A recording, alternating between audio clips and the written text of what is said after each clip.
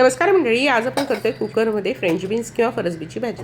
ही भाजी कुकरमध्ये केली तरीसुद्धा बघा ती व्यवस्थित शिजलेली आहे, कुठेही पचपचीत झाली, म्हणजे पाण्याचं प्रमाण कुठेही जास्त झालं नाही आहे किंवा कुकरही आपल्या जळला नाही आहे, भाजी करपली नाही आहे। तर अशी ही भाजी कुकरमध्ये कशी करायची ते बघू, कारण आजकाल आपल्याला गॅसची बचत करणं अतिशय आवश्यक आहे।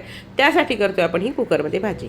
तर यासाठी कढईमध्ये तेल गरम केलं, तेल गरम झालं की मोहरी घालायची, मोहरी तडतडली की 7-8 लसूण पाकळ्या, एखादी हिरवी मिरची, थोडीशी कोथिंबीर आणि जिरं हे आपण खलबत्त्यामध्ये ठेचून घेतलं।